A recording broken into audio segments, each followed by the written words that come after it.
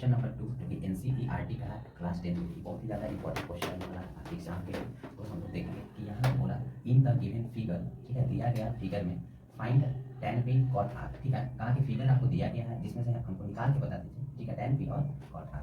तो जो tan p और tan p, ठीक है, और cot r यानी कि एक बार इस एंगल से पूछा और एक बार इस एंगल से पूछा।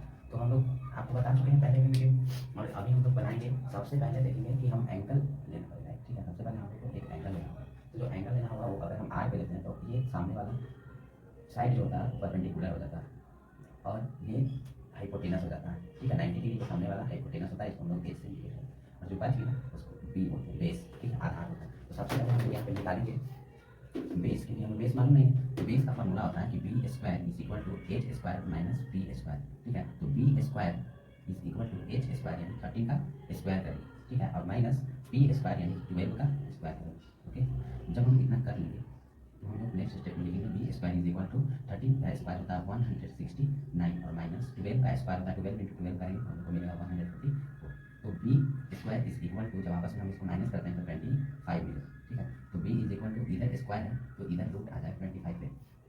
बी इज इक्वल टू, हम 25 को अगर तोड़ेंगे तो 5 इंटू 5 में टूटेगा यानी फैक्टराइज होगा। जब दो पेयर आपस में मिलेगा तो यहाँ पर बी का जो वैल्यू हो जाएगा एक बाहर निकल जाएगा यानी 5, यहाँ भी सेंटीमीटर यहाँ भी सेंटीमीटर, तो बी का वैल्यू भी 5 सेंटीमीटर में आ जाएगा। तो अभी हम लोग को मालूम हो क्या है बी का वैल्यू। तो हम लोग से पूछा क्या क्या पूछा, tan p minus cot R, ठीक है। तो यहाँ लिखेंगे tan p और माइनस कॉट आर, यही पूछा। तो tan p का वैल्यू क्या होता है, p by B. tan theta का वैल्यू क्या होता है, p बाई बी, तो लिखेंगे p by B minus cot R. तो कॉट का वैल्यू क्या होता है, तो हम लोग याद रखेंगे कि tan का ये उल्टा होता है कॉट, ठीक है, tan का बिल्कुल उल्टा होता है यानी ये p बाई बी है तो ये होगा b बाई बी, ठीक है।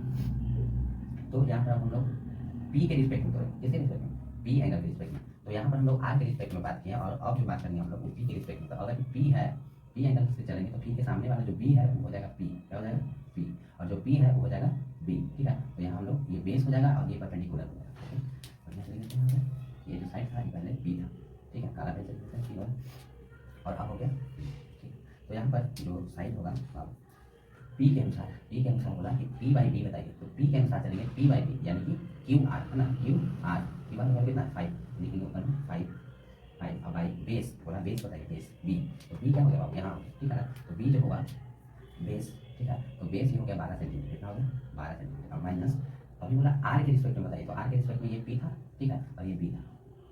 r के रिस्पेक्ट में b बाई b बताइए। तो r के रिस्पेक्ट में b कौन है 5 सेंटीमीटर, लिखेंगे 5 सेंटीमीटर, ठीक है। और p बताइए तो p क्या है 12, ठीक है। जब आपस में हम लोग जब एलसीएम लेंगे 12 और 12 का तो 12 ही आएगा। यहाँ पर 5 और -5, ठीक है, तो 5 और -5 क्या हो जाएगा, 5 में से 5 जाएगा कितना होगा 0 बाई 12, तो आंसर क्या आ जाएगा 0। और नहीं तो यहाँ भी काट सकते हैं, ये प्लस में है और ये माइनस में है तो आंसर क्या आ गया 0, क्या आ गया 0, ठीक है। यही भी काट सकते हैं और ये आपका आंसर है, ठीक है। ये आपकी एग्जाम के लिए काफ़ी ज़्यादा इंपॉर्टेंट है।